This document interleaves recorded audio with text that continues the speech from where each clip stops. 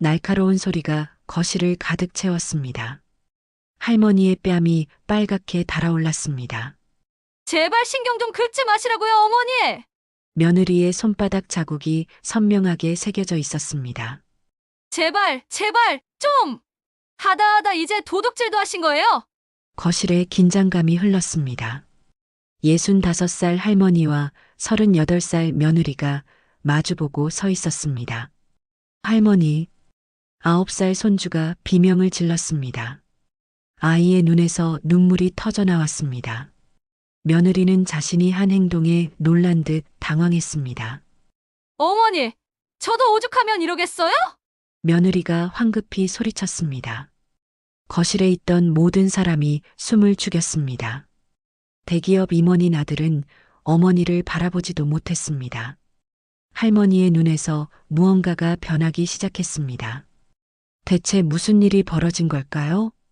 이 놀라운 반전의 전체 이야기가 궁금하시다면 구독 버튼을 눌러주세요. 평범해 보이는 사람들의 숨겨진 이야기를 매일 전해드립니다. 새벽 5시, 김정옥은 어둠 속에서 눈을 떴습니다. 65살의 나이에도 몸은 정확한 시간을 기억했습니다. 시장에서 30여 년을 보낸 몸이었습니다. 부엌으로 향하는 발걸음은 조용했습니다. 가족들을 깨우고 싶지 않았습니다. 특히 며느리 서다연이 잠에서 깨어나면 하루가 시끄러워졌습니다. 냉장고 문을 열었습니다. 어제 시장에서 가져온 재료들이 가지런히 정리되어 있었습니다. 갈치, 시금치, 도라지, 고사리. 추석이 며칠 남지 않아서 미리 준비하려 했습니다. 가스레인지에 불을 켰습니다. 파란 불꽃이 춤을 췄습니다. 팬에 기름을 두르고 갈치를 올려놓았습니다. 지글지글 소리가 고요한 새벽을 깼습니다. 또 시작이네요. 목소리가 들렸습니다. 다연이었습니다. 머리가 헝클어진 채로 부엌 입구에 서 있었습니다. 일찍 깼구나. 미안해. 정옥이 며느리에게 반말로 말했습니다. 아니에요, 괜찮아요. 그런데 어머니, 매일 이렇게 일찍 하시면 저희도 좀 피곤하거든요. 다연의 말투는 정중했지만 뭔가 날카로운 구석이 있었습니다. 금방 끝낼게. 아, 그게 아니라 어머니께서 고생하실까봐 걱정되는 거예요. 나이도 있으시잖아요. 그래도 냄새가 좀 심하긴 해요. 다른 집들은 어떻게 하는지. 다연이 은근히 불만을 표현했습니다. 어머니, 아직 멀었어요. 다연이 소리를 높였습니다. 정옥은 갈치를 뒤집으며 대답하지 않았습니다. 말해봤자 더 화낼 게 뻔했습니다. 할머니, 9살 민우가 부엌으로 뛰어왔습니다. 잠옷 차림에 머리가 산발이었습니다. 민우야, 일찍 일어났구나. 정옥의 얼굴에 처음으로 미소가 떠올랐습니다. 갈치 냄새 맡고 깼어요. 할머니 갈치조림이 제일 맛있어요. 그래, 할머니가 맛있게 해줄게. 다연이 아들을 보며 미소를 지었습니다. 하지만 그 미소가 어딘가 어색했습니다. 민우야, 어머니가 고생하시니까 너무 졸라매면 안 돼. 응? 할머니가 좋아서 해주시는 거 아니에요? 민우야, 손 좀 씻고 와. 부엌은 위험해. 다연이 부드럽게 말했지만 단호했습니다. 괜찮아. 같이 요리해도 돼. 민우가 할머니 치마를 붙잡았습니다. 어머니, 아이가 다칠 수 있어요. 제가 데리고 갈게요. 다연이 정중하지만 거부할 수 없는 어조로 말했습니다. 아이가 뭘 잘못했다고 그래? 정옥이 며느리에게 반말로 대답했습니다. 잘못했다는 게 아니라 안전 문제예요. 어머니도 아시잖아요. 그 정도는 나도 조심할 수 있어. 걱정 마. 어머니, 참견이 아니에요. 그런데 민우가 너무 할머니한테만 의존하는 것 같아서 걱정이 되네요. 다연의 목소리가 점점 커졌습니다. 그 소리를 듣고 지훈이 나타났습니다. 대기업 금융팀 임원답게 늘 단정한 모습이었습니다. 무슨 일이야?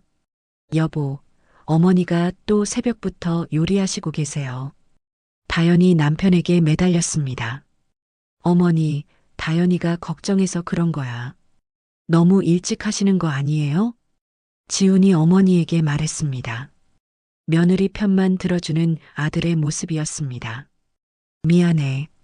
앞으로는 늦게 할게. 정욱이 아들에게 반말로 대답했습니다. 그게 아니라 어머니, 요즘은 다들 간편하게 하시던데요.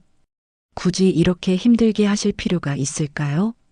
다연이 정중한 어투로 말했지만 속뜻은 달랐습니다. 명절인데 집에서 해 먹어야지. 물론이죠. 그런데 어머니도 편하게 하셔야 하는 거 아닌가요? 나이도 있으시고. 말은 그럴듯했지만 진심이 아니라는 걸 정옥은 알고 있었습니다. 할머니 갈치조림 먹고 싶어요. 민우가 작은 목소리로 말했습니다. 민우야, 너도 이제 컸으니까 할머니한테 의존하지 마. 지훈이 아들을 타일렀습니다. 의존이라니? 정욱이 반문했습니다. 어머니, 그런 뜻이 아니라. 정욱이 가스레인지를 껐습니다. 갈치는 밥만 익었지만 상관없었습니다. 더 이상 요리할 마음이 사라졌습니다. 할머니, 갈치는요? 다음에 해줄게. 정욱이 민우의 머리를 쓰다듬었습니다. 아이의 실망한 표정을 보니 가슴이 아팠습니다. 그렇게 서운해하시면 어떡해요. 저희가 뭘 잘못했다고. 다연이 걱정하는 척 말했지만 눈빛은 차갑했습니다. 삐진 게 아니라. 어머니, 다연이 말이 맞아. 좀 더 이해해줘. 지훈마저 아내 편을 들었습니다. 정욱은 더 이상 말하고 싶지 않았습니다. 알았어. 정욱이 부엌을 정리하기 시작했습니다. 반쯤 익은 갈치를 랩으로 싸서 냉장고에 넣었습니다. 다연은 만족한 표정으로 거실로 돌아갔습니다. 지훈도 출근 준비를 하러 방으로 갔습니다. 부엌에는 정욱과 민우만 남았습니다. 할머니, 미안해요. 민우가 할머니 손을 잡았습니다. 뭐가 미안해? 제가 갈치 먹고 싶다고 해서. 아니야. 민우 잘못 아니야. 정욱이 아이를 꼭 안아주었습니다. 이 아이만은 자신의 편이었습니다. 하지만 이미 하루가 망가져 버렸습니다. 명절을 준비하려던 마음도 식어버렸습니다. 30여 년을 시장에서 살면서도 이렇게 무력감을 느껴본 적은 없었습니다. 이때까지만 해도 정욱은 몰랐습니다. 이 모든 일이 계획된 것이라는 사실을, 며느리가 얼마나 치밀한 사람인지, 그리고 자신이 얼마나 큰 복수를 준비하게 될지. 그날 오후 정욱은 시장에서 돌아왔습니다. 새벽에 불쾌한 일을 잊으려고 평소보다 더 열심히 일했습니다. 손님들과 이야기하고 생선을 손질하는 동안에는 마음이 조금 편했습니다. 현관문을 열고 들어서는데 집안 분위기가 이상했습니다. 거실에 온 가족이 모여 있었습니다. 다연의 표정이 심상치 않았습니다. 어머니, 들어오세요. 다연이 정중하지만 차가운 목소리로 말했습니다. 무슨 일이야? 정욱이 가방을 내려놓으며 물었습니다. 앉으세요. 할 말이 있어요. 다연이 소파를 가리켰습니다. 지우는 고개를 숙인 채 아무 말도 하지 않았습니다. 민우는 할머니를 걱정스럽게 바라보고 있었습니다. 뭔데 그래? 정욱이 앉으며 물었습니다. 어머니, 혹시 오늘 제 방에 들어가셨어요? 다연이 조심스럽게 물었습니다. 왜? 들어가면 안 돼? 아니에요. 그런 게 아니라. 다연이 말을 흐렸습니다. 그냥 물어보는 거예요. 혹시 뭔가 보신 게 있나 해서요. 무슨 소리야? 내 방에 왜 들어가? 정욱이 어리둥절하게 대답했습니다. 그럼 거실 식탁은요? 혹시 거기서 뭔가 가져가신 건 없으시죠?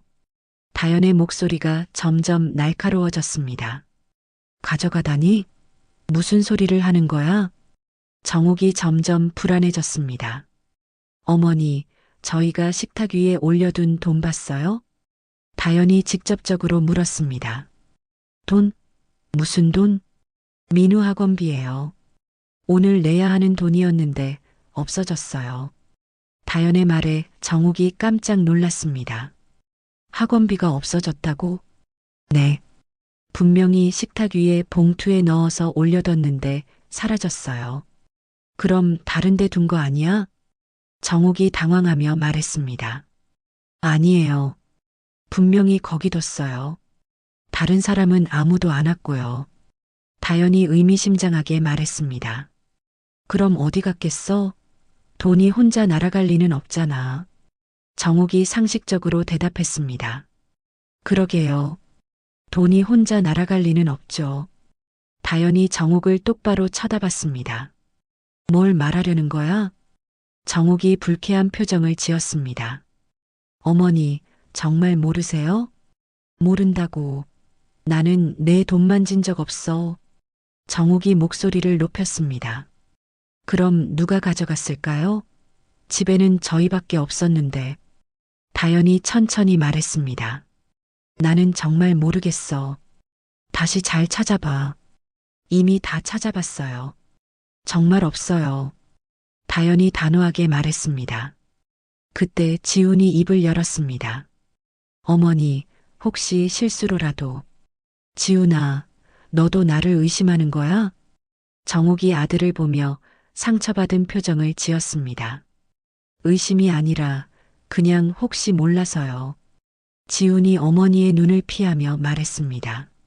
어머니, 저희도 이런 말씀드리기 싫어요. 하지만 돈이 정말 없어졌거든요. 다연이 마치 억지로 말하는 것처럼 연기했습니다. 그래서 뭘 어쩌자는 거야? 정욱이 화가 나서 물었습니다. 어머니 가방이랑 옷장 좀 확인해 보면 안 될까요?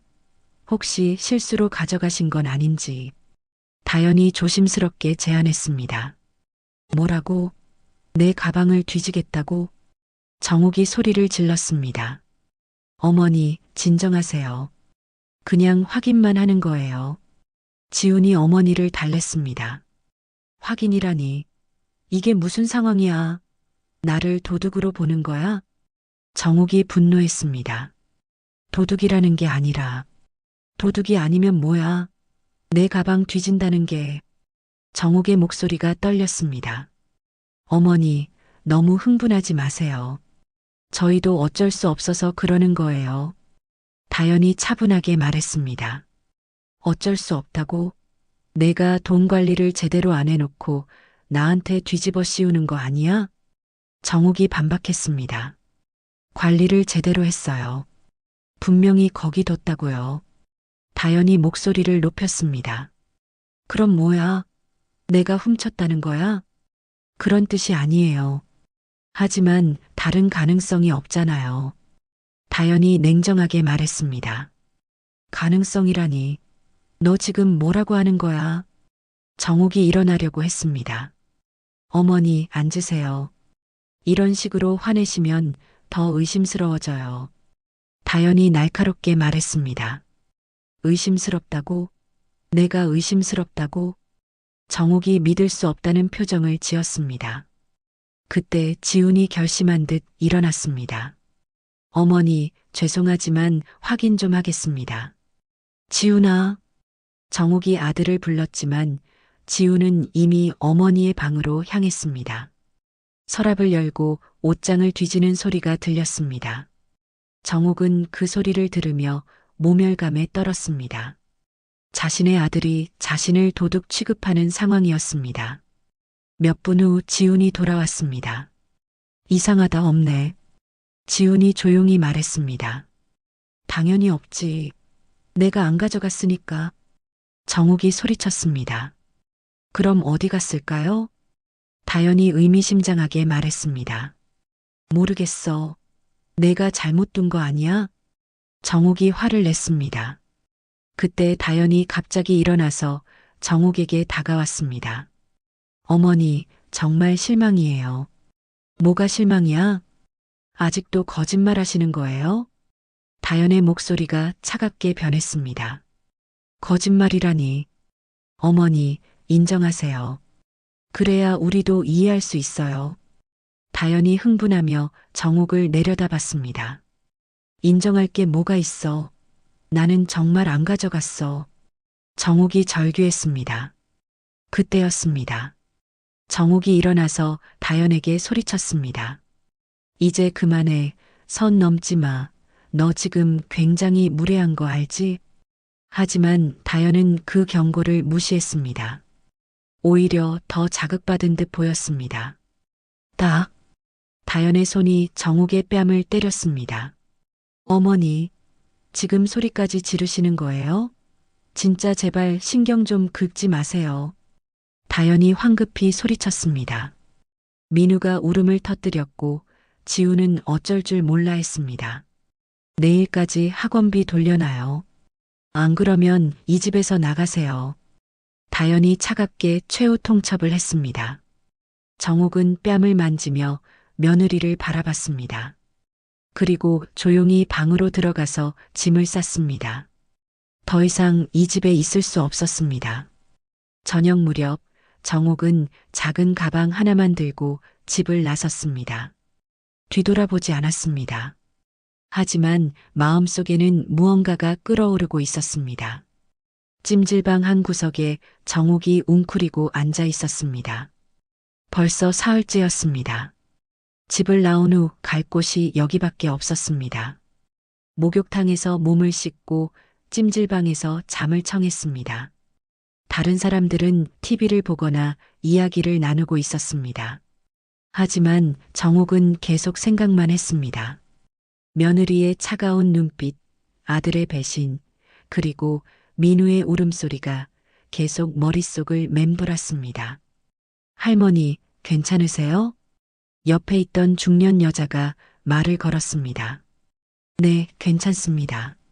정옥이 작은 목소리로 대답했습니다.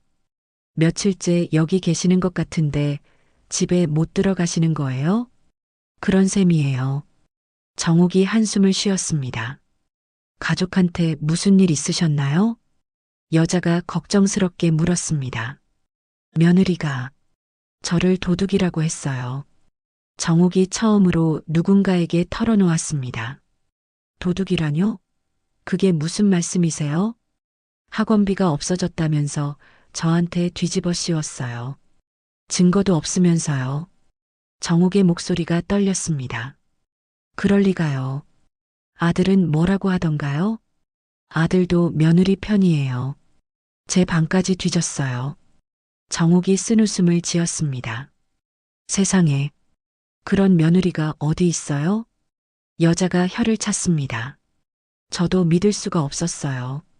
30년을 시장에서 살면서 한 번도 남의 것 손댄 적 없는데 정옥이 눈물을 닦았습니다. 할머니, 그냥 참지 마세요. 세상이 그렇게 만만하지 않아요. 여자가 진지하게 말했습니다. 뭘 어떻게 해요? 증거도 없는데. 증거를 만들어야죠. 요즘 세상에 방법이 얼마나 많은데요. 여자가 의미심장하게 말했습니다. 무슨 말씀이세요? 정옥이 관심을 보였습니다. 사설탐정이라고 들어보셨어요? 요즘은 그런 사람들이 많아요. 사설탐정이요? 네. 바람 피우는 남편 잡는다고 광고도 나오잖아요. 그런 사람들이 며느리 뒷조사도 해줄 거예요. 여자가 확신에 찬 목소리로 말했습니다. 정옥의 눈에 뭔가 다른 빛이 돌기 시작했습니다. 정말 그런 사람들이 있나요? 당연하죠. 제 동생도 남편 바람 잡을 때 이용했어요. 사진까지 다 찍어왔더라고요.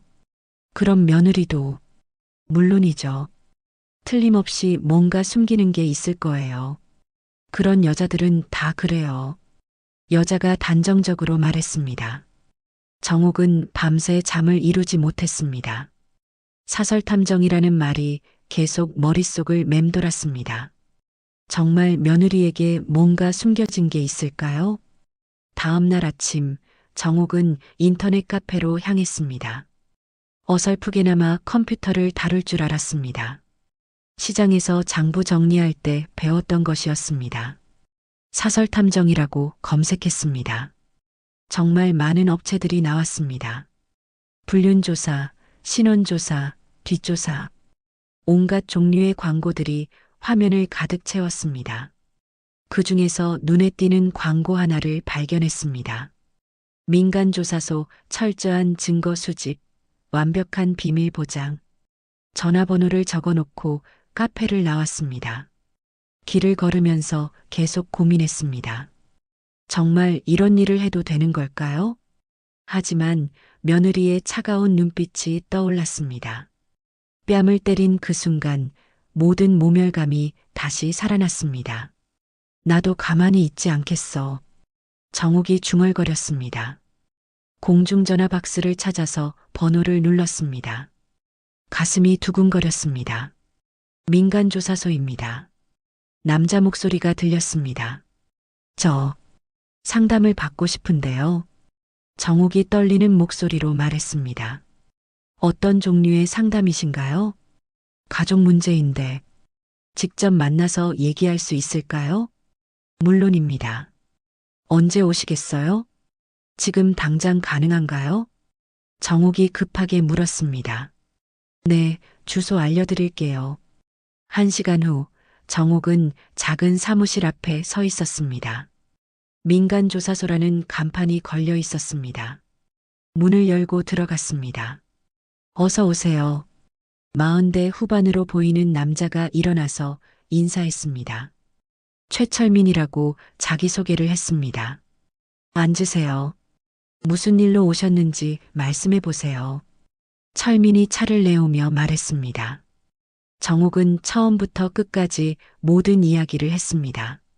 며느리의 학원비 누명, 뺨을 맞은 일, 집에서 쫓겨난 일까지 모든 것을 털어놓았습니다. 정말 억울하셨겠어요. 철민이 진심으로 동정하는 표정을 지었습니다. 그래서 며느리를 조사해달라고 온 거예요. 분명히 뭔가 숨기는 게 있을 거예요.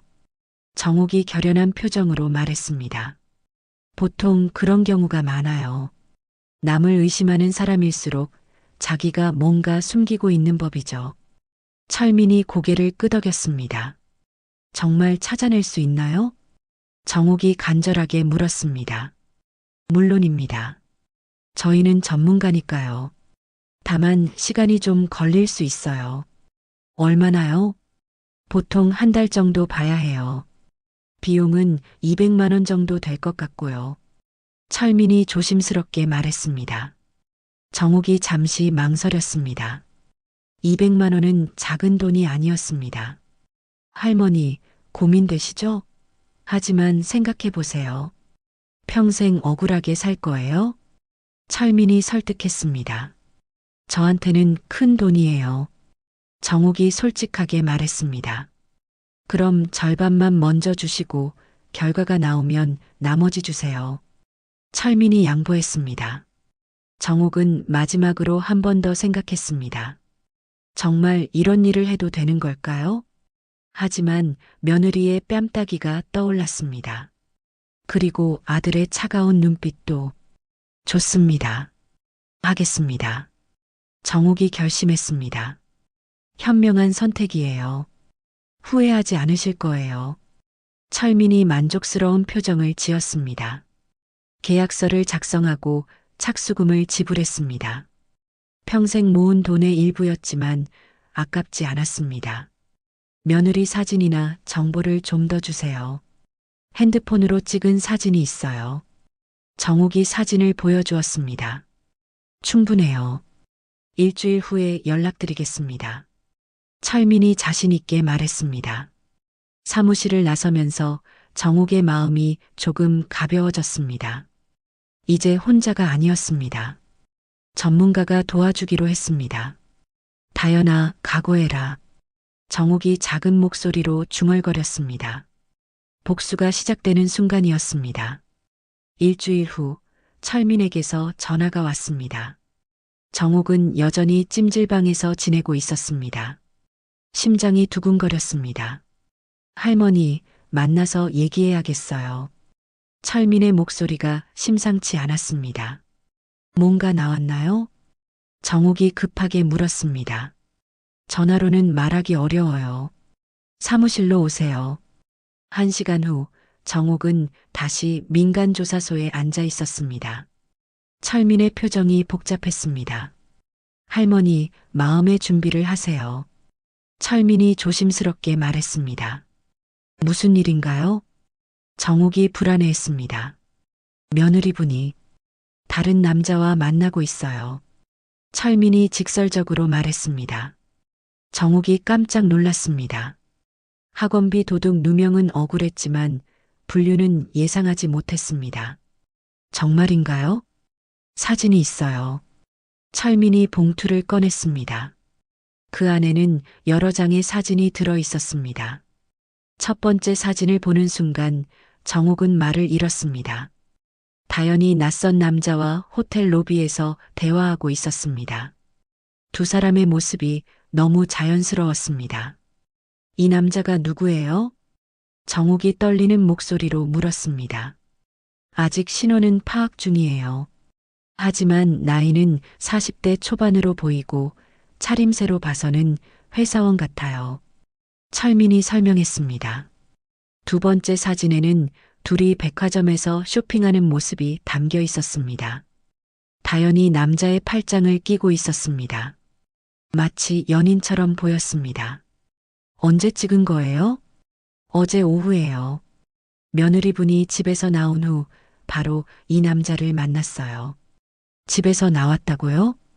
정욱이 의외라는 표정을 지었습니다. 네. 오후 2시경에 나와서 이 남자와 약속이 있었나 봐요. 철민이 다음 사진을 보여주었습니다.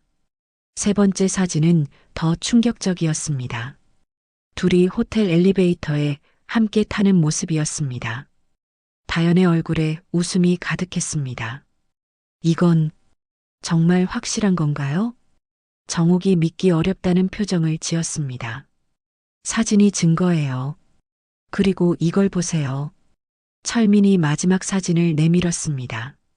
네 번째 사진에는 둘이 호텔에서 나오는 모습이 담겨 있었습니다. 3시간 후였습니다. 다연의 머리가 약간 흐트러져 있었습니다. 정욱은 한동안 말을 하지 못했습니다. 며느리가 이런 사람일 줄은 몰랐습니다. 할머니, 괜찮으세요? 철민이 걱정스럽게 물었습니다. 괜찮아요. 그런데 이걸로는 부족해요. 정욱이 의외의 반응을 보였습니다. 부족하다고요? 네. 이런 건 누구나 할 수 있잖아요. 더 결정적인 증거가 필요해요. 정욱의 목소리에 차가운 무언가가 섞여 있었습니다. 철민이 정욱을 다시 보았습니다. 처음 만났을 때의 약해 보이던 할머니와는 다른 모습이었습니다. 어떤 증거를 원하시는 거예요? 이 여자가 진짜 어떤 사람인지 알고 싶어요. 단순한 바람이 아니라 더 큰 뭔가가 있을 거예요. 정욱이 단호하게 말했습니다. 무슨 말씀인지, 이 남자가 누구인지 정확히 알아내세요. 그리고 둘이 무슨 대화를 하는지도요. 정욱의 눈에서 날카로운 빛이 났습니다. 녹음까지 하시려고요? 당연하죠. 불륜 사진만으로는 아들을 설득할 수 없어요. 더 확실한 증거가 있어야 해요. 정욱이 냉정하게 말했습니다. 철민은 정욱이 생각보다 훨씬 냉철한 사람이라는 걸 깨달았습니다. 알겠습니다. 더 자세히 조사해 보겠어요. 그리고 집안에서는 어떻게 행동하는지도 알고 싶어요. 집안에서요? 네. 저 없이 어떻게 사는지, 남편이나 아이한테는 어떻게 하는지요. 정욱이 구체적으로 요구했습니다. 그건 좀 어려울 것 같은데요. 집안까지 들어갈 수는 없으니까요. 철민이 난색을 표했습니다. 방법이 있을 거예요. 당신들이 전문가라고 했잖아요. 정욱이 압박했습니다. 최대한 노력해 보겠습니다. 철민이 어쩔 수 없이 약속했습니다. 그럼 일주일 더 기다리겠어요. 그 대신 이번에는 확실한 걸 가져오세요. 정욱이 일어서며 말했습니다. 할머니, 그런데 이런 증거들을 어떻게 활용하실 생각이세요? 철민이 궁금해했습니다. 그건 제가 알아서 할 일이에요. 정옥이 차갑게 대답했습니다. 사무실을 나서면서 정옥의 머릿속에는 복잡한 계획이 돌고 있었습니다. 단순히 불륜을 폭로하는 것만으로는 충분하지 않았습니다. 며느리가 자신에게 도둑 누명을 씌우고 뺨까지 때린 것에 대한 대가를 치르게 해야 했습니다. 그리고 그 방법은 며느리 스스로 무너지도록 만드는 것이었습니다. 찜질방으로 돌아가는 길에 정옥은 생각했습니다. 30년 동안 시장에서 온갖 사람들을 상대하면서 배운 것이 있었습니다. 사람들의 약점을 찾아내는 방법을요. 며느리에게도 분명히 더 큰 약점이 있을 것입니다. 불륜은 시작에 불과했습니다. 조금만 더 기다려, 다연아. 정옥이 혼잣말로 중얼거렸습니다. 그날 밤 정옥은 처음으로 숙면을 취했습니다. 복수의 실마리를 찾았다는 안도감 때문이었습니다. 하지만 정옥은 아직 몰랐습니다. 며느리의 진짜 정체가 상상보다 훨씬 더 놀라운 것이라는 사실을, 그리고 자신이 벌이려는 복수가 얼마나 큰 파장을 일으킬지도. 며느리와의 진짜 전쟁은 이제 시작이었습니다. 다시 일주일이 지났습니다. 이번에는 철민이 직접 찜질방까지 찾아왔습니다. 표정이 심각했습니다. 할머니, 큰일입니다.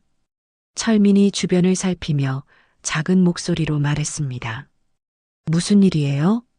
정옥이 긴장했습니다. 여기서는 말하기 어려워요. 사무실로 가야겠어요. 철민의 목소리가 떨리고 있었습니다. 1시간 후 사무실에서 철민이 두꺼운 파일을 꺼냈습니다. 할머니, 이번에는 정말 놀라실 거예요. 뭔가 더 나왔나요? 정옥이 파일을 바라봤습니다. 며느리분이 단순한 불륜녀가 아니에요. 훨씬 더 심각한 문제입니다. 철민이 첫 번째 사진을 보여주었습니다. 사진 속에는 다연이 고급 레스토랑에서 정장을 입은 남자와 대화하는 모습이 담겨 있었습니다. 이전에 본 남자와는 다른 사람이었습니다. 이 남자는 또 누구예요? 경쟁사 임원입니다. 아드님이 다니시는 회사의 라이벌 기업이에요. 철민의 말에 정옥이 충격을 받았습니다. 경쟁사요? 네. 그런데 더 놀라운 건 따로 있어요. 철민이 녹음기를 꺼냈습니다. 둘의 대화를 녹음했어요. 직접 들어보세요. 녹음기에서 다연의 목소리가 흘러나왔습니다. 이번 달 계약권은 어떻게 되고 있어요? 남자 목소리가 대답했습니다. 순조롭게 진행되고 있어. 자료 덕분에 우리가 훨씬 유리한 위치에 있어. 그럼 다음 주 프레젠테이션 자료도 넘겨드릴 수 있어요. 정말? 그럼 이번 계약은 확실하겠는데? 당연하죠. 남편이 모르게 복사해서 가져올게요. 정옥이 녹음기를 멈춰달라고 했습니다. 믿을 수가 없었습니다. 이게 정말 며느리 목소리예요? 확실합니다. 며느리분이 남편 회사의 기밀을 경쟁사에 넘기고 있어요. 철민이 단호하게 말했습니다. 그럼 이건 산업 스파이예요. 아마 처음부터 계획된 결혼이었을 가능성이 높아요. 철민의 말에 정옥이 더욱 충격을 받았습니다. 계획된 결혼이라고요? 네. 보통 이런 경우에는 특정 목적을 위해 접근하는 거거든요. 철민이 다른 자료를 꺼냈습니다. 그리고 이걸 보세요. 스마트폰 메신저 캡처 화면이었습니다. 다연과 경쟁사 임원의 대화 내용이었습니다. 시어머니 문제는 어떻게 됐어요? 깔끔하게 처리했어요. 학원비 도둑으로 몰아서 쫓아냈어요. 잘했네요. 방해되는 사람은 없어야죠. 이제 남편도 완전히 제 편이에요. 더 많은 자료에 접근할 수 있을 거예요. 정옥이 메신저를 보며 온몸이 떨렸습니다. 모든 것이 계획된 일이었습니다. 이 여자가 처음부터 나를 쫓아내려고 했다는 거예요? 그런 것 같아요. 할머니가 있으면 남편을 완전히 조종하기 어려우니까요. 철민이 동정하는 표정을 지었습니다. 그럼 학원비도 물론 거짓말이었을 거예요. 애초에 없어진 돈이 아니었을 가능성이 높아요. 정옥의 얼굴이 점점 굳어졌습니다. 분노가 치밀어 올랐습니다. 더 있나요? 네. 이것도 보세요.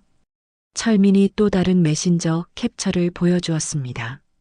남편 회사에서 의심하기 시작하면 어떡하죠? 그럴 일은 없을 거예요.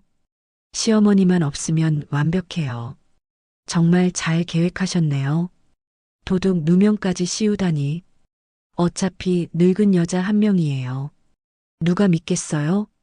정옥이 주먹을 꽉 쥐었습니다. 며느리가 자신을 이렇게 생각하고 있었다니. 할머니, 진정하세요. 철민이 정옥을 달랬습니다. 진정하라고요? 이 여자가 우리 가족을 이렇게 우롱했는데? 정옥의 목소리가 떨렸습니다. 그래서 더 신중해야 해요.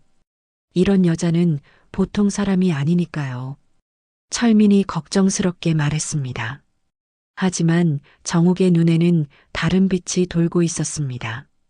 분노를 넘어서 차가운 계산이 시작되었습니다. 이 모든 증거를 정리해 주세요. 어떻게 활용하실 건가요? 그건 저한테 맡겨주세요. 30년 시장 생활이 헛되지 않을 거예요. 정옥의 목소리에서 위험한 기운이 느껴졌습니다. 할머니, 혹시 위험한 생각을 하시는 건 아니죠? 철민이 불안해했습니다. 위험하다고요? 이미 이 여자가 우리 가족을 망가뜨리고 있는데요. 정옥이 냉소적으로 웃었습니다. 그래도 법적인 방법으로는 시간이 너무 오래 걸려요. 그 사이에 이 여자가 우리 아들과 손주까지 망칠 거예요. 정옥이 단호하게 말했습니다. 철민은 정옥이 완전히 다른 사람으로 변한 것을 느꼈습니다. 처음 만났을 때의 약하고 억울해하던 할머니는 더 이상 없었습니다. 그럼 어떻게 하실 건가요? 이 여자가 게임을 좋아한다면 제대로 된 게임을 해줘야죠. 정옥이 의미심장하게 말했습니다. 무슨 뜻인지. 며느리는 저를 늙고 무력한 여자로 봤어요. 하지만 곧 알게 될 거예요. 자신이 얼마나 잘못 생각했는지를요. 정옥이 일어서며 말했습니다. 할머니, 정말 조심하세요. 이런 사람들은 위험할 수 있어요. 위험한 건 이 여자예요. 이제부터는 제가 공격할 차례입니다. 정옥이 모든 자료를 챙겨서 나갔습니다. 그날부터 정옥의 진짜 복수가 시작되었습니다. 30년 동안 시장에서 쌓은 경험과 인맥, 그리고 치밀한 계획력이 합쳐진 복수였습니다. 며느리는 자신이 어떤 상대를 건드렸는지 아직 몰랐습니다. 하지만 곧 알게 될 것입니다. 김정옥이라는 여자가 얼마나 무서운 사람인지를요. 그날 밤 정옥은 찜질방에서 잠을 이루지 못했습니다. 머릿속에서는 치밀한 계획이 돌아가고 있었습니다. 30년 시장 생활에서 배운 가장 중요한 교훈이 있었습니다. 상대방이 가장 자신만만할 때 치는 것이 가장 효과적이라는 것이었습니다. 다음 날 아침 정옥은 철민에게 전화했습니다. 더 자세한 정보가 필요해요. 어떤 정보요? 지훈이가 언제 큰 계약을 앞두고 있는지 알아보세요. 정옥의 목소리가 차분했습니다. 아드님 회사 일정을 조사하라는 말씀이세요? 네. 그리고 경쟁사와 다현이가 언제 만날 예정인지도요. 알겠습니다. 며칠 드릴까요? 이틀이면 충분해요. 정옥이 단호하게 말했습니다. 이틀 후 철민이 가져온 정보는 완벽했습니다. 다음 주 화요일에 아드님이 대형 프로젝트 최종 프레젠테이션을 한다고 해요. 얼마짜리 계약인가요? 300억 원 규모래요. 성공하면 아드님이 승진까지 확정이라고 하더군요. 철민의 말에 정옥이 차가운 미소를 지었습니다. 완벽하네요. 그날이 바로 그날이에요. 무슨 뜻인지. 며느리와 경쟁사는 언제 만나나요? 월요일 저녁에 만날 예정이에요. 아마 마지막 자료를 넘기려는 것 같아요. 그럼 월요일 밤에 모든 증거를 확보하고 화요일 아침에 터뜨리는 거군요. 정욱이 계획을 정리했습니다. 할머니, 정확히 어떻게 하실 건가요? 철민이 궁금해했습니다. 언론사부터 시작할 거예요. 정욱이 메모지를 꺼냈습니다. 언론사요? 네. 산업 스파이 사건은 언론이 가장 좋아하는 소재잖아요. 정욱의 눈에서 계산적인 빛이 났습니다. 하지만 언론사에서 할머니 말을 믿을까요? 증거가 있으니까 믿을 수밖에 없어요. 사진, 녹음, 메신저까지 완벽하잖아요. 정욱이 자신 있게 말했습니다. 그 다음엔 어떻게 하시려고요? 금융감독원과 지훈이 회사 감사팀에도 동시에 제보할 거예요. 동시에요? 네. 하나씩 하면 며느리가 눈치채고 도망갈 수 있어요. 한 번에 모든 곳에서 터져야 해요. 정욱의 계획이 점점 구체적으로 드러났습니다. 다음 날 정욱은 직접 행동에 나섰습니다. 먼저 경제 전문 일간지 기자에게 연락했습니다. 산업 스파이 사건을 제보하고 싶은데요. 어떤 사건인가요? 기자의 목소리가 관심을 보였습니다. 대기업 임원의 아내가 경쟁사에 기밀을 넘기고 있어요. 증거가 있으신가요? 사진과 녹음, 메신저 대화 모든 게 있어요. 기자가 즉시 만나자고 했습니다. 그날 오후 정욱은 기자와 만났습니다. 모든 증거를 보여주자 기자의 눈이 반짝였습니다. 이건 대형 특종이네요. 언제 기사를 낼 수 있나요? 화요일 아침 첫면에 내겠습니다. 기자가 확신에 찬 목소리로 말했습니다. 화요일 아침 8시에 정확히 올려주세요. 정욱이 시간까지 지정했습니다. 다음으로 정욱은 금융감독원에 전화했습니다. 산업기밀 유출 사건을 신고하고 싶어요. 어떤 내용인지 설명해 주세요. 대기업 임원의 부인이 회사 기밀을 경쟁사에 넘기고 있어요. 증거 자료를 가지고 직접 오시겠어요? 화요일 아침 9시에 가겠어요. 정욱이 시간을 맞췄습니다. 지훈의 회사 감사팀에도 같은 방식으로 연락했습니다. 모든 타이밍을 화요일 아침에 맞췄습니다. 월요일 저녁 철민이 마지막 증거를 가져왔습니다. 오늘 밤 회동 장면까지 찍었어요. 사진 속에는 다연이 서류 봉투를 경쟁사 임원에게 건네는 모습이 선명하게 담겨 있었습니다. 완벽해요. 이제 준비가 다 끝났네요. 정욱이 만족스러운 표정을 지었습니다. 할머니, 정말 내일 실행하시는 거예요?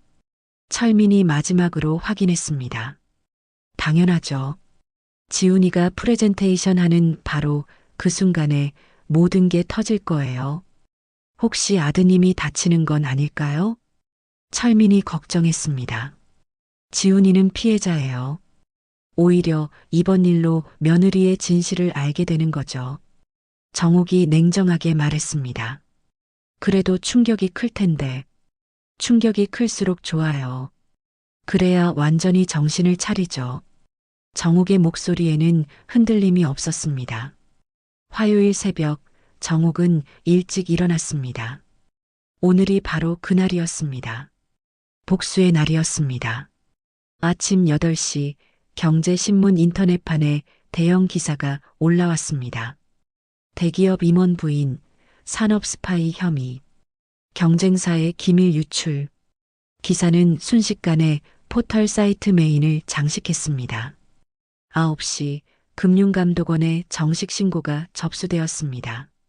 같은 시간 지훈의 회사 감사팀도 내부 조사에 착수했습니다. 10시 지훈이 프레젠테이션을 시작하려는 바로 그 순간 회사에 기자들이 몰려들었습니다. 모든 것이 정욱의 계획대로 돌아갔습니다. 30년 시장 생활에서 배운 타이밍 감각이 완벽하게 발휘된 순간이었습니다. 이제 며느리의 몰락이 시작될 차례였습니다. 오전 10시 지훈이 회의실에서 프레젠테이션을 시작하려던 바로 그 순간이었습니다. 회사 로비에 기자들이 몰려들었습니다. 플래시가 터지고 카메라가 돌아갔습니다. 윤지훈 팀장님이 계신가요? 기자들이 소리쳤습니다. 부인분의 산업 스파이 사건에 대해 어떻게 생각하세요? 지훈은 무슨 일인지 몰라서 당황했습니다. 프레젠테이션룸 문이 열리고 회사 감사팀이 들어왔습니다. 윤지훈 팀장님, 긴급히 감사실로 와주세요. 무슨 일인가요? 지훈이 어리둥절하게 물었습니다. 부인분 관련해서 확인할 게 있습니다. 감사팀장의 표정이 심각했습니다. 같은 시간 다현은 집에서 TV를 보고 있었습니다. 갑자기 뉴스 속보가 나왔습니다. 대기업 임원 부인, 산업 스파이 혐의로 수사 착수. 화면에 자신의 얼굴이 나오는 걸 본 다현이 경악했습니다. 이게 무슨... 다현이 급하게 경쟁사 임원에게 전화했습니다. 여보세요. 지금 뉴스 봤어요? 나도 지금 봤어. 어떻게 된 거야? 남자의 목소리도 당황스러웠습니다. 누가 우리를 감시했을까요? 모르겠어. 일단 증거를 다 없애야 해. 너무 늦은 것 같아요. 벌써 기사가 났는데. 다현의 목소리가 떨렸습니다. 그때 집 문을 두드리는 소리가 들렸습니다. 수사기관입니다. 문 열어주세요. 다현이 창문으로 내려다보니 경찰차와 검찰 차량이 줄지어 서 있었습니다. 서다현 씨 산업기밀 유출 혐의로 동행 수사하겠습니다. 수사관들이 영장을 내밀었습니다. 잠깐만요. 이게 무슨 일인지 설명해 주세요. 다현이 항변했지만 소용없었습니다. 모든 설명은 조사 과정에서 하시면 됩니다. 수사관들이 다현의 집을 뒤지기 시작했습니다. 컴퓨터, 핸드폰, 서류들이 모두 압수되었습니다.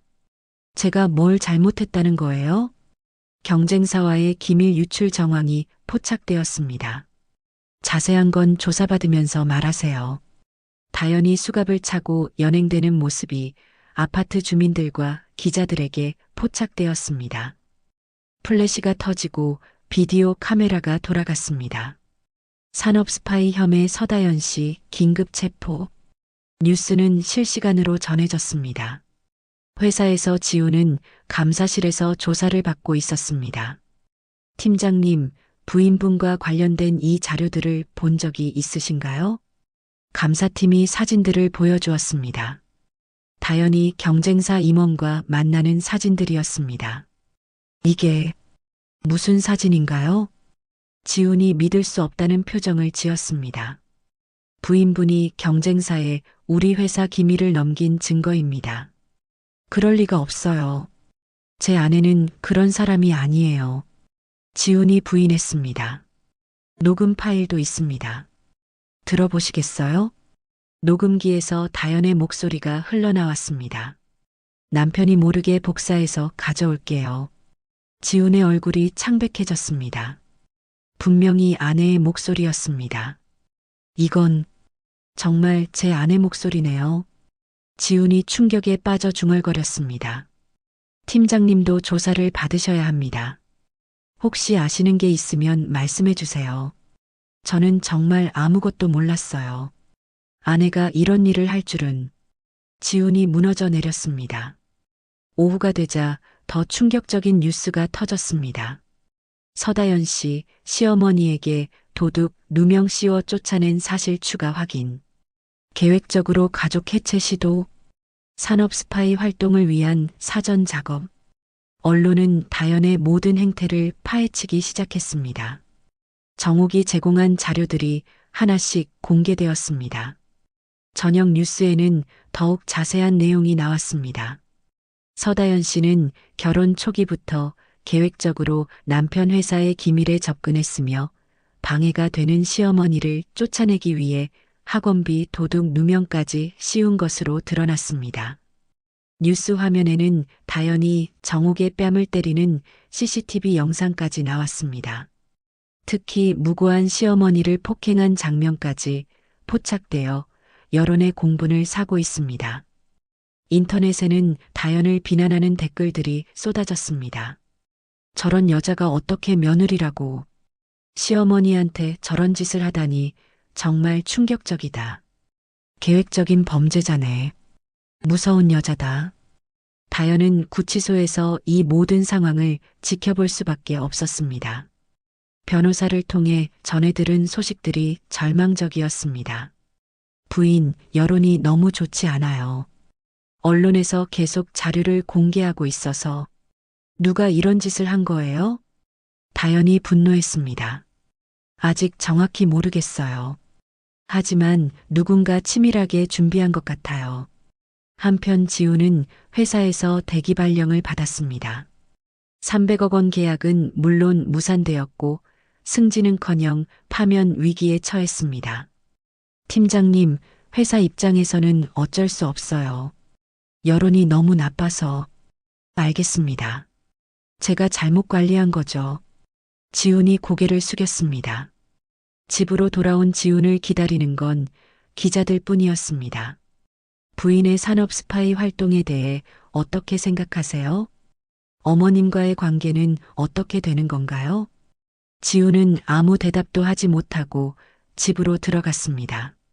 며칠 후 다연에 대한 구속영장이 발부되었습니다. 그리고 경쟁사 임원도 함께 구속되었습니다. 산업 스파이 사건의 핵심 인물들이 모두 구속되면서 수사가 본격화될 전망입니다. 다연의 몰락은 완전했습니다. 사회적으로 매장당했고 법적으로도 중형이 예상되었습니다. 그리고 이 모든 일을 지켜보는 정옥이 있었습니다. 찜질방 TV에서 뉴스를 보며 조용히 미소를 지었습니다. 복수는 완성되었습니다. 사건이 터진 지 한 달 후 정옥은 다시 시장으로 돌아왔습니다. 예전에 쓰던 좌판 자리가 그대로 남아 있었습니다. 시장 상인들이 반갑게 맞아주었습니다. 정옥 씨, 어디 갔다 왔어? 한 달 동안 안 보이더니. 그냥 좀 쉬었어. 정옥이 담담하게 대답했습니다. 아들 일로 고생 많았다면서? 뉴스에서 봤어. 옆 좌판 아주머니가 동정하는 목소리로 말했습니다. 다 지나간 일이야. 정옥이 생선을 정리하며 말했습니다. 아침 일찍부터 손님들이 찾아왔습니다. 정옥의 손길은 여전히 능숙했습니다. 생선을 손질하고 가격을 매기고 손님들과 농담을 주고받았습니다. 할머니, 이 생선 얼마예요? 5,000원이야. 좀 깎아주세요. 그럼 4,500원. 더는 안 돼. 정옥이 웃으며 흥정했습니다. 30년 동안 해온 일상이었습니다. 점심시간이 되자 철민이 찾아왔습니다. 할머니, 여기 계셨네요. 어떻게 알고 왔어? 찜질방에서 못 찾겠어서 혹시나 해서 왔어요. 철민이 주변을 둘러봤습니다. 일 끝났으니까 이제 여기서 지내려고. 정옥이 생선을 씻으며 말했습니다. 그런데 할머니, 기분이 어떠세요? 복수가 성공했잖아요. 철민이 조심스럽게 물었습니다. 정옥이 잠시 손을 멈췄습니다. 한참 후에 대답했습니다. 생각만큼 시원하지 않네. 그래도 며느리가 벌 받았잖아요. 벌 받긴 했지. 하지만 정옥이 말을 흐렸습니다. 하지만 뭐요? 아들도 같이 망가졌어. 손주도 상처받았고. 정옥의 목소리에 씁쓸함이 묻어났습니다. 그건 어쩔 수 없었잖아요. 할머니 잘못이 아니에요. 철민이 위로했습니다. 내 잘못은 아니지. 하지만 기분이 좋지는 않아. 정옥이 한숨을 쉬었습니다. 그때 멀리서 익숙한 실루엣이 나타났습니다. 지훈이었습니다. 초라한 모습으로 시장 입구에 서서 이쪽을 바라보고 있었습니다. 할머니, 아드님이 오셨어요. 철민이 알려주었습니다. 정옥이 고개를 들어 아들을 봤습니다. 지우는 한참 망설이다가 천천히 걸어왔습니다. 어머니, 지훈이 조심스럽게 불렀습니다. 정옥은 생선 손질을 계속했습니다. 아들을 보지도 않았습니다. 어머니, 죄송합니다. 지훈이 무릎을 꿇었습니다. 시장 사람들이 하나둘 모여들기 시작했습니다. 구경꾼들이 늘어났습니다. 어머니, 제가 잘못했어요. 다연이 말만 믿고 어머니를 의심했어요. 지훈의 목소리가 떨렸습니다. 일어서 정옥이 차갑게 말했습니다. 어머니, 용서해 주세요. 다시 집으로 돌아와 주세요. 돌아가라고? 정옥이 처음으로 아들을 쳐다봤습니다. 네. 민우가 할머니를 찾고 있어요. 매일 울면서 그 집에는 더 이상 내 자리가 없어. 정옥이 단호하게 말했습니다. 어머니, 다연이는 이미 감옥에 갔어요. 이제 우리만 남았잖아요. 지훈이 애원했습니다. 너한테도 나는 이미 죽은 사람이야. 정옥의 말에 지훈이 충격을 받았습니다. 무슨 말씀이세요? 내가 내 방을 뒤지던 그날 난 널 이미 장사 지냈어. 정옥의 목소리에는 감정이 없었습니다.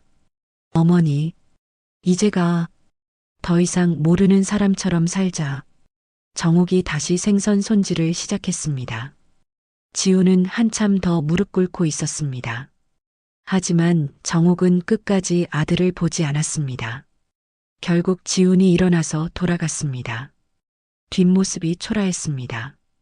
시장 사람들이 하나둘 흩어졌습니다. 철민만 남았습니다. 할머니, 너무 냉정하신 거 아니에요? 냉정하다고? 정옥이 반문했습니다. 아드님도 피해자잖아요. 피해자라. 그래, 맞아. 지훈이도 피해자야. 정옥이 쓴웃음을 지었습니다. 그럼 왜? 하지만 내가 받은 상처는 아물지 않아. 정옥이 조용히 말했습니다. 저녁이 되자 시장에 사람이 뜸해졌습니다. 정옥은 하루 장사를 정리했습니다. 할머니, 저 가볼게요. 철민이 인사했습니다. 그래, 수고했어. 할머니, 복수는 끝났으니까 이제 좀 편하게 사세요. 편하게라. 정옥이 중얼거렸습니다. 철민이 떠나고 혼자 남은 정옥은 근처 포장마차에 앉았습니다. 막걸리 한 병을 시켰습니다. 할머니, 혼자 드세요? 포장마차 주인이 물었습니다. 혼자가 편해. 정옥이 막걸리를 따랐습니다. 첫 모금을 마시니 씁쓸했습니다. 복수는 성공했지만 뭔가 허전했습니다. 복수라는 게 참 이상해. 정옥이 혼잣말을 했습니다. 계획할 때는 그렇게 통쾌할 것 같았는데 막상 끝나고 나니 공허하기만 하네. 막걸리를 한 잔 더 마셨습니다. 다연이는 벌받았고 지훈이는 망했고 나는 혼자가 됐고 정옥이 하늘을 올려다봤습니다. 이게 내가 원하던 결말이었나? 바람이 불어와 정옥의 머리카락을 흩날렸습니다. 시장의 비린내가 코끝을 스쳤습니다. 30년 동안 맡아온 냄새였습니다. 그래도 여기가 내 자리야. 정옥이 일어나서 집으로 향했습니다. 작은 원룸이었지만 이제는 이곳이 집이었습니다. 잠자리에 들기 전 정옥은 생각했습니다. 복수는 끝났지만 인생은 계속되었습니다. 앞으로도 이 시장에서 이 비린내 속에서 살아갈 것입니다. 복수가 정의였는지 아니면 또 다른 상처였는지는 시간이 지나야 알 수 있을 것 같았습니다. 하지만 한 가지는 확실했습니다. 김정옥은 더 이상 누구에게도 무시당하지 않을 것이라는 사실이었습니다. 그렇게 복수의 이야기는 끝났습니다. 하지만 삶은 계속되었습니다. 여러분, 이 이야기를 어디에서 듣고 계시나요? 댓글로 알려주시면 감사한 마음을 담아 꼭 인사드리고 싶습니다. 지금까지 사연 빛나는 밤이었습니다. 감사합니다.